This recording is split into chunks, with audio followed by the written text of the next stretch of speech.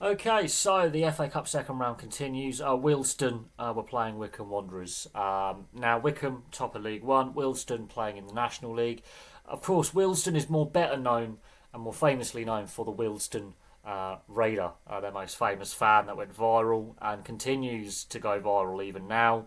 Um, yeah, I tried to find him on the live feed, I couldn't, so I was a bit disappointed we didn't find the Wealdstone Raider on live TV cameras, but for those that don't know, Wealdstone, their actual home ground is in Ruislip, which is only a few miles away from Wembley. So it's kind of fitting that this was one of the televised games, if we're being honest. It's just that part of northwest London. Wycombe, surprise leaders in League One at the moment. They're on this lengthy win streak, which they've just added an extra win to. They're trying to break their wins record, basically, for wins in consecutive wins in a row. But they made hard work of this. They win 2-0, but they made hard work of it. Now, you could argue the 11 changes to the starting lineup, which has been a theme this season for Wycombe, is squad rotation, may have had some kind of impact. We've also had a lot of rain and even snow across the UK, and I know it's November, and that is unusual, but not unheard of. So the weather's been shockingly bad for the last 2-3 weeks. A lot of rain has fallen, and it was quite a heavy playing surface. So you could also argue that. And Wealdstone just raised their game to the occasion and played quite well for Matty Taylor, the former Pompey player who's now their manager. They played quite well. They got stuck in. They disrupted Wycombe's play. Wycombe looked very nervy at the back as well. They made a lot of sloppy errors. George, the goalkeeper's had a few howlers that he's got away with. And the defence was sloppy, and they just couldn't settle into a rhythm. There was periods where they did, and there was periods where they didn't. But Wealdstone were the better side in the first half, and they go in to half-time 1-0 down, which was due to a worldie of a free kick, let's be honest.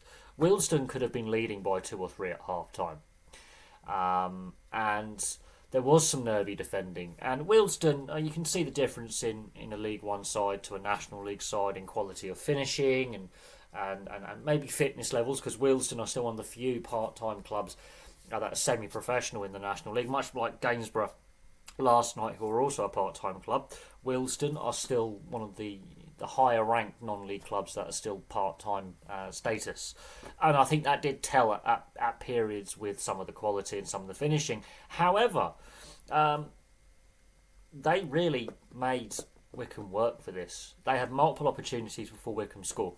And there was some nervy defending and there was some sloppy play, and you could see that the 11 changes plus the way Wealdstone were playing was disrupting Wycombe. It was a thing. And not long before Wycombe scored their opening goal, Wealdstone have had a hatful of chances. Reeds missed one over the bar, missed kick. I think one of their wing backs has had a shot on target that the goalkeepers had to save. And you could see that Wealdstone were on top. And then they give away a sloppy free kick, silly foul, unnecessary foul. And Lubala, with potentially one of the best free kicks technically you'll see all season. The goalkeeper, Adams, has got his wall perfect. His positioning's perfect, and he can't do anything about it. It is one of the best technical free kicks I've seen in a while. And a slight clip off the bar on the way in. It was basically the perfect free kick. A free kick taken in the Champions League of that quality, you'll be going, okay. Lubala's, he's given away some silly fouls and he's tracking back his body positioning, but going forward, hey, I mean, he's quite a decent player. I think he's going to be able to play at a higher level. I think he's a very good player they have on their books. And that free kick on 29 minutes, I think, settled Wycombe a little bit, but it was their only real opportunity in the first half. Whereas Wealdstone were the better side, who were dictating play and tempo. To start the second half, Wycombe were all over the place, I'm not going to lie. The goalkeeper, George, has had a few moments. He's had to pull off some saves as well, but the defence and the goalkeeper looked very, very nervous to start the second half. And you're thinking we could potentially, if Wealdstone score, this could become a bit of an upset, potentially, because the way Wycombe were just sloppy play at the back, just real sloppy play at the back, and giving away cheap possession, misplaced passes, just playing in dangerous areas where you don't need to. Sometimes keeping it simple and just clear your lines is the order of the day, and they were taking risks unnecessarily when they're leading as well. and it was keeping Wealdstone in the game. And the second half was much like this. It was a scrappy but entertaining second half because you weren't sure, what mistake was going to happen next. And then the substitutions get brought into the game, and Wycombe start using their bench very effectively. And Richard Kone, obviously, this is the famous story. His backstory is brilliant. He was playing in the Homeless World Cup in 2019. He was playing in the Essex Senior League last year. He was given his first full-time professional contract 11 months ago by the club. He's one of their top goal scorers. He's in double figures already for the season. And his goal is an individual goal. Yes, it comes from a long ball, but he takes on and leaves three defenders looking really, including Mariappa, who's a very experienced player in his own right. He's played in FA Cup finals, just putting that out there. He made the defence look, well, it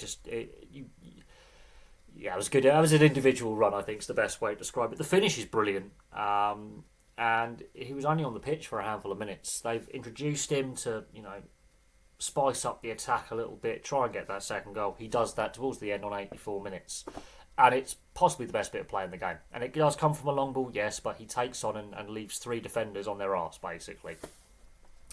And he uses his strength and body to protect the ball. He should not score that goal. That's just sheer willpower. He's a two-footed player. He's got great close control, but that finish was all power as well.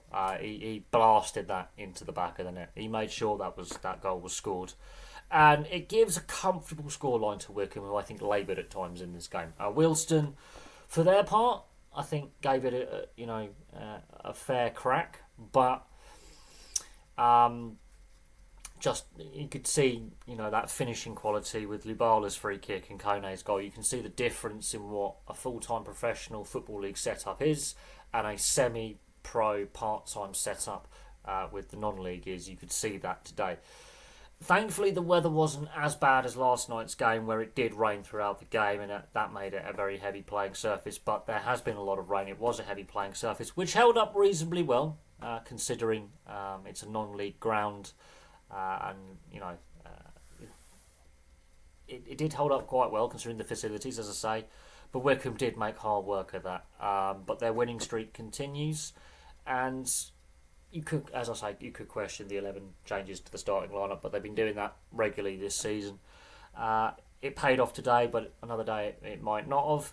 But Wycombe continue their winning run, and Wealdstone go back to non-league football next week. So there we go. Thank you very much for watching. Place your thoughts on the game in the comments section below. Have you met the Wealdstone Raider, or did you see him today? Because I couldn't find him on the live broadcast, which I was very disappointed about. I was looking forward to try and spot the Wealdstone Raider. But there we go. Thank you very much for watching. Place your thoughts on the game in the comment section below, and we'll have the review of AFC Wimbledon coming up later on this evening when they play their FA Cup tie. I think the kickoff is 7:05, so that's an evening kickoff. We'll have a review of that later on this evening. But for me for now, thank you very much for watching. I'll have some more content for you guys very, very soon.